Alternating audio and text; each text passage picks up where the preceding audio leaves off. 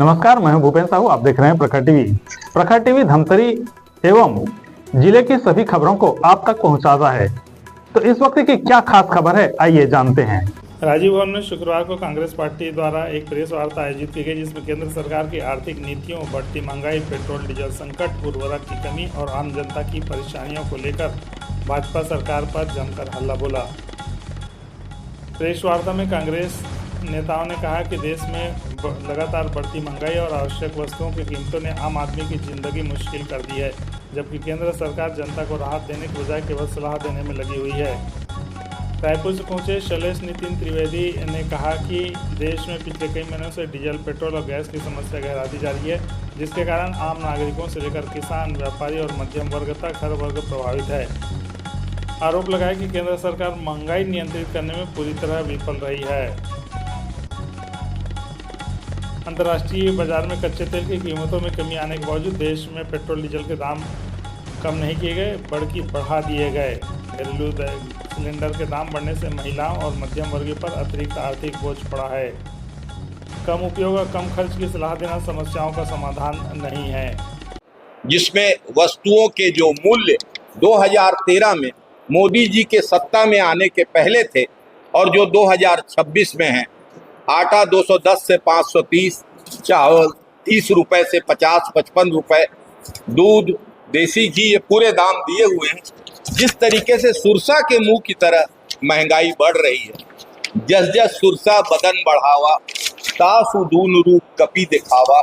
तो अब हम लोग कपी कैसे बने, अपनी आय को कैसे बढ़ाएं, हमारी उत्पादकता को सीमित किया जा रहा है, हमारे संसाधनों को सीमित किया जा रहा है, हमारी खाद की उपलब्धता सीमित हो रही है, हमारी लागत बढ़ रही है और महंगाई उससे तेजी से बढ़ रही है। ये बहुत बड़ी समस्या देश के सामने खड़ी है। सोने के बारे में आप सब जानते हैं, 2013 में जब मोदी जी ने सरकार संभाली थी, उस समय से आज सोना 50 गुना महंगा हुआ है। उस समय मोदी जी भाषण देते थे कि ये कांग्रेस वाले देश की महिलाओं के मंगलसूत्र छीन लेंगे। आज आपने क्या किया है? देश की महिलाओं का सोना खरीदना आपने दूभर बना दिया है। हम छत्तीसगढ़ के लोग अपनी बेटी को नाक की फुल्ली और बाली देते थे शादी में, आप कह रहे हैं कि सोना मत खरीदो, और सोने के दाम इतने हो गए हैं कि कौन सोना खरीद पाएगा। इस तरीके की अव्यवहारिक बातें करके देश विरोधी रवैया है इस सरकार का, प्रधानमंत्री जी का। प्रधानमंत्री जी खुद विदेश जाते हैं, 70 देशों की विदेश यात्रा में 815 करोड़ रुपए इन्होंने खर्च किया। प्रधानमंत्री बनने के बाद 300 से ज्यादा दिन, अर्थात अगर ये 12 साल से प्रधानमंत्री हैं तो 1 साल लगभग ये विदेशों की यात्रा में रहे हैं। प्रधानमंत्री जी के लिए एक बड़ा जहाज खरीदा गया है, एयरफोर्स 1, जिसपे 8,400 करोड़ रुपए खर्च। 15 तारीख को मोदी जी फिर से 5 देशों की यात्रा पर जा रहे हैं। पेट्रोल डीजल के दाम आप सब जानते हैं, जब हमारी सरकार थी तो 70 रुपए पेट्रोल डीजल के दाम थे, तो बाबा रामदेव इनके समर्थन में प्रचार कर रहे थे और बाबा रामदेव कहते थे कि 30-35 रुपया में पेट्रोल डीजल चाहिए कि नहीं चाहिए। सभी लोग कहते थे चाहिए, तो बोले इनकी सरकार बनाओ। और आज हम देख रहे हैं कि 100 रुपए से ज्यादा दाम हो रहे हैं, 3 रुपए की वृद्धि ताजा हुई है। छत्तीसगढ़ में, पूरे छत्तीसगढ़ में और खासकर सरगुजा, नारायणपुर, बस्तर जैसे इलाकों में कई दिनों से डीजल पेट्रोल नहीं है। कमर्शियल गैस सिलेंडर इनने सबसे पहले महंगा किया। कमर्शियल गैस रेस्टोरेंट वाले उपयोग करते हैं, कमर्शियल गैस जो गैस वेल्डिंग वाले काम करते हैं, जो टाका लगाते हैं, वो लोग उपयोग करते हैं, उसके दाम 900 रुपए से ज्यादा बढ़ा दिए गए।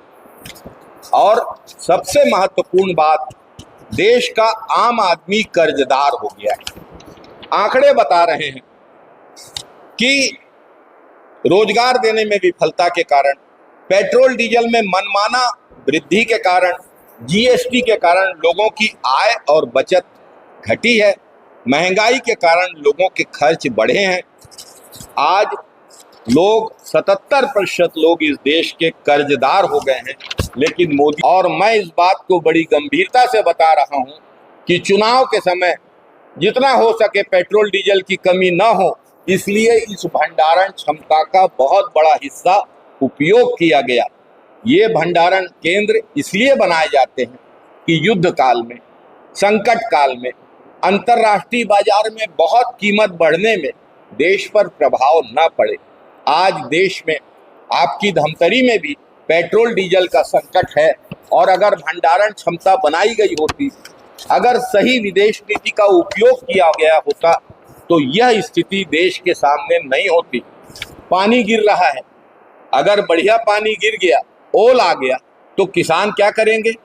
थरहा देना चाहेंगे। थरहा देने के लिए डीजल में, ट्रैक्टर में डीजल की जरूरत पड़ेगी। अभी तो सिर्फ व्यावसायिक वाहन लाइन में लगे हैं, जब किसान के डीजल कल्टीवेटर लगाकर खड़े होंगे लाइन में, तब क्या स्थिति होगी? आप उसकी कल्पना करिए।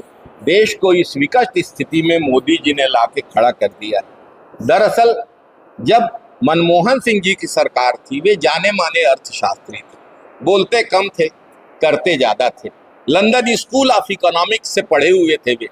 भारत देश की चौथी बड़ी अर्थव्यवस्था थी। मोदी जी के भारत विश्व की चौथी बड़ी अर्थव्यवस्था थी, क्षमा करेंगे। मोदी जी में सरकार में हम 6वें स्थान पे पहुंच गए। इनसे देश संभल नहीं रहा। भाषण बहुत अच्छा देते हैं, चुनाव लगभग इलेक्शन मोड में हर समय रहते हैं, लेकिन देश की अर्थव्यवस्था, विदेश नीति की स्थिति को अगर देखें तो आज देश बहुत चुनौतियों का सामना कर रहा है। इतना बड़ा वैश्विक संकट है।